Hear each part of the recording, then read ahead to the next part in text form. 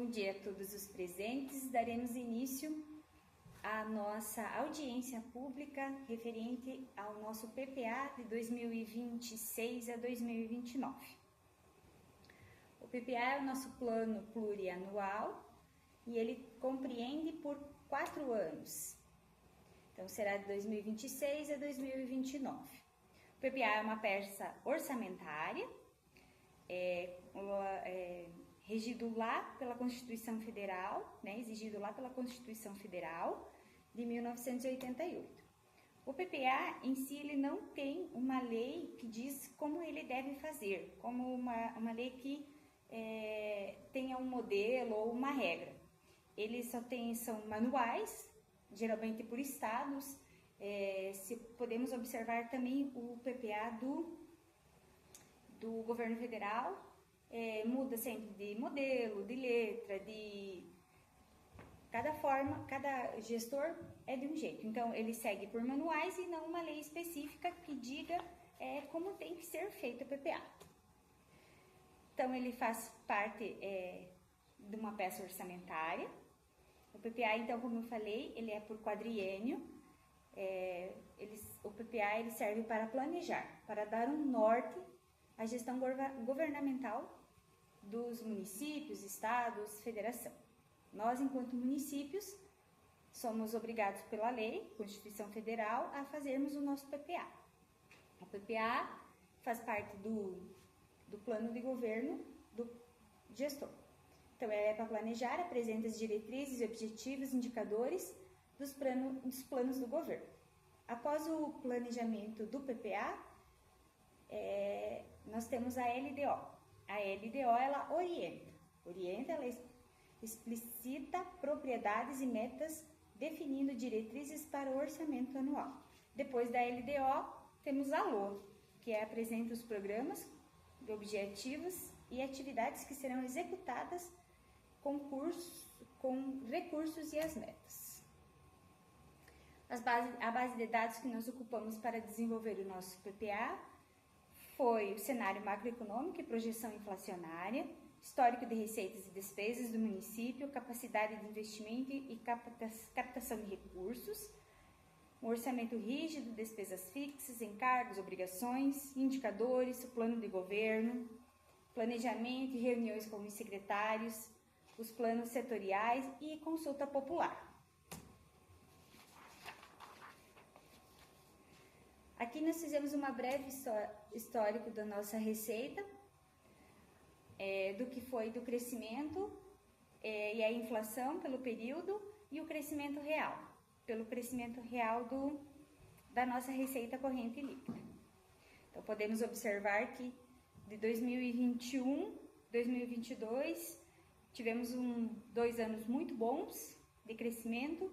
2023 e 2024 tivemos um decréscimo e provavelmente 2025 vai se manter no mesmo quadro de 2024.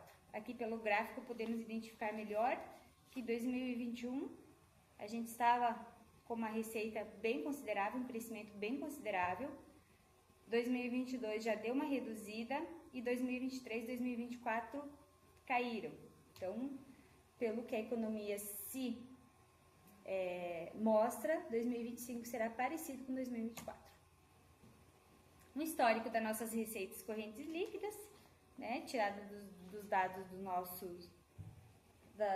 dos nossos relatórios, uma demonstração de como foi os últimos 5 anos, aqui temos, do 2020 até 2024, de como foram nossas receitas. E o cenário macroeconômico nós utilizamos o Banco Central, que é a nossa referência, Banco Central, o próprio governo estadual, o FPM, ICMS e a projeção do IBGE. O cenário, então, macroeconômico é uma projeção, que é a inflação, igual eu comentei antes. Nós seguimos fazendo a projeção pela inflação. E aqui, então, está o quadro de como está a nossa inflação. Receitas projetadas para o PPA. Então, projetamos, o que condiz com a nossa realidade, nos mantendo dentro dos índices, receitas, essa é a previdência, e aqui são as receitas projetadas. Então, no nosso orçamento ela vai ficar assim, distribuída por código da receita e por fonte da receita. Então, aqui são os códigos da receita para cada secretaria e as fontes da receita. A gente observa, isso é bem para contabilidade mesmo, e para contabilidade, e nós utilizamos esses para o nosso trabalho mensal. As despesas. As despesas também, colocamos elas por função e subvenção, e aqui é um histórico das nossas despesas, 2021, 2022, 2023 e 2024. Observamos que as nossas duas secretarias que são mais investidas foram a educação e a saúde. Educação e saúde bem expressivas, o investimento, uma de 10 milhões investido e a outra 11 milhões, isso só no ano 2024. Mas se nós observarmos, desde 2021, as duas secretarias que vêm sendo mais investidas são educação e a saúde.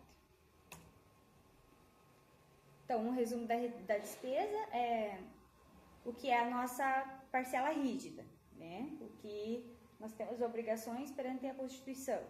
Então, como pessoal, tivemos um investimento de 32,2, as obrigações 2,2. E a parcela orgânica, que a gente chama, são os investimentos. É o que é livre, que eu consigo fazer em obras, estradas, é o que nós podemos investir no município. E o custeio, 37,7%.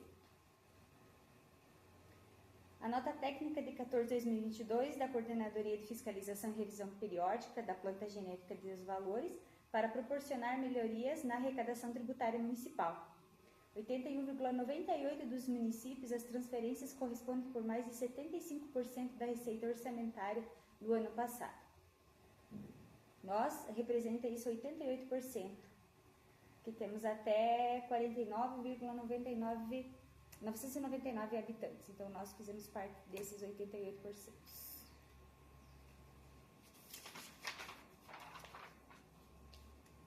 Os itens constitucionais, o que nós somos obrigados a repassar pela Constituição. Então, da nossa receita corrente líquida, nosso mínimo de repasse é de 25% para a educação, né? E nós estamos passando 32,7%.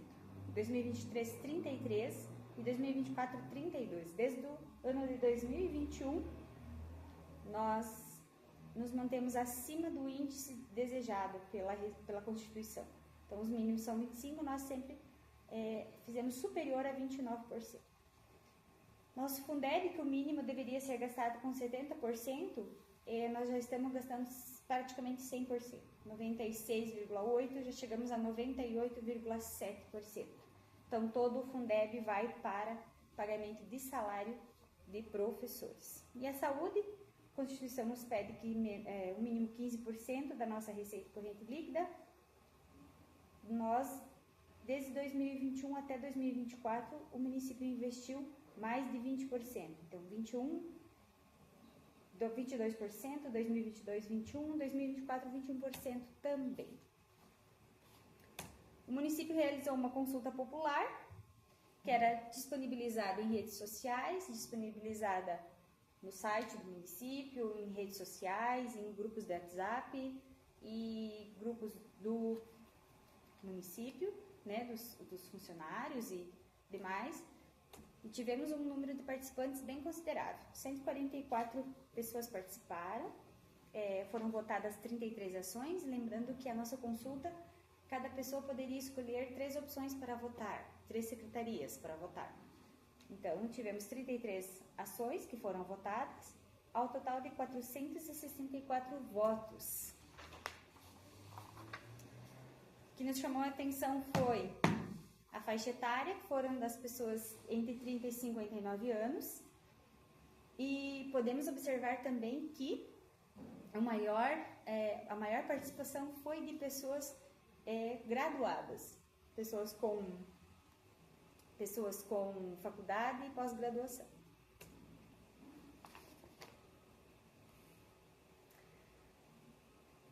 Das opções da nossa pesquisa, os participantes, a saúde foi bem participativa, sim,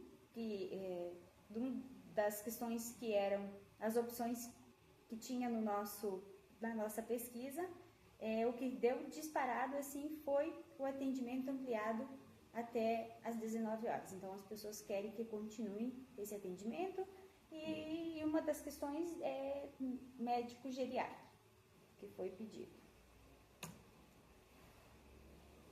Melhorar o atendimento na saúde. Então, aqui foi, ginecologista também foi uma das opções mais votadas. Pediatra, nós já temos um pediatra, porém é de 12 horas, aqui demos a entender ou aumentar as horas ou mais um pediatra e geriatra. Também tivemos participação na educação.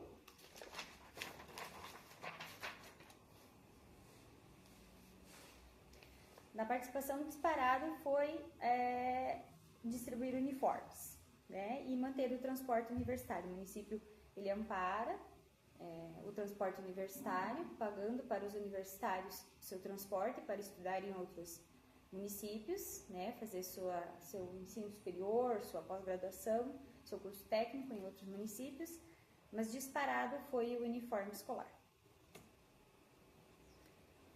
Do esporte, que compreende esporte, turismo e cultura, as opções que mais foi votada foi o turismo rural. Criar roteiros de ecoturismo que valorizam as belezas naturais da nossa região e vitalizar a nossa cultura. Então, a votação para o nosso turismo rural. Aqui do esporte, tinha algumas modalidades de esporte que a gente poderia escolher também para fazer a votação. Na assistência social, casa digna, construção de conjuntos habitacionais. Foi também uma votação bem expressiva. E um centro multiuso, um espaço para cursos, lazer, convivência de todas as idades. Tivemos 88 citações. Na agricultura e no meio ambiente, as duas secretarias, né, o programa que mais foi votado foi o Porteira Dentro. Tinha a opção de dizer, da pessoa opinar de como estava o programa. Então, pela maioria das pessoas está bom, mas que pode melhorar. A implantação de coleta seletiva de lixo, carga de caçamba de calcário para os pequenos produtores, fiscalizar e autar e realizar o desmatamento, né? E para reciclagem também lá no meio ambiente. Coleta seletiva foi pedido também, que ainda nós não temos. E fiscalizar o lixo no interior, né? O descarte irregular de lixo nos interiores. Administração e finanças. Disparado também das opções, foi pedido um concurso público pelas pessoas, mas esse concurso já está em andamento, já está em estudo pela administração. Então, acredito que mais breve possível ele andará início, né? Aqui. Na indústria e comércio, fortalecer o nosso comércio, fortalecer indústrias, pediram que também moradia, outras empresas, outros ramos de atividades das empresas, porque aqui temos bastante malharia, né? E o ramo de atividade que foi mais sugerido foi na parte de laticínio, né? Como nós temos uma bacia leiteira bem considerável no nosso município, pediram a viabilização de uma indústria de laticínios. Obras e urbanismos, as ruas e as estradas, né? Melhores ampliações da pavimentação, tanto asfalto, né? Bem, também, 90 citações, 84% das citações pediram mais asfaltos. Então, os programas no nosso planejamento, né, que serão os programas que gestão eficiente, legislação atuante, previdência, o que será desenvolvido pela gestão nos próximos 4 anos. Também aqui a estrutura dos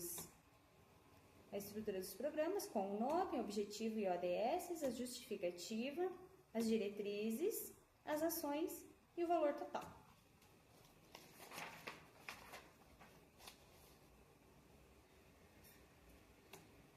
Aqui, das diretrizes, vou achar aqui a consulta popular.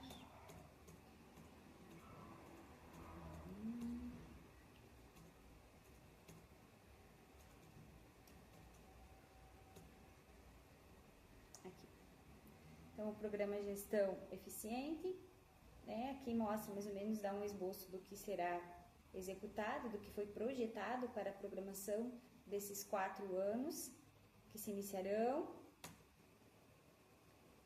né? Aqui também para a nossa indústria e comércio, para a nossa educação, a saúde, como será desenvolvido os programas e como será montado o PPA para cada secretaria. Meio ambiente, viver e bem-estar, e esse do legislativo e da previdência. A nossa audiência pública estará disponível, esses slides também estarão disponíveis no nosso site, lá no nosso portal da transparência, bem como os índices e também a nossa participação popular. Agradeço vocês, agradeço a atenção de vocês, e convido para participar sempre das nossas próximas audiências. Muito obrigada!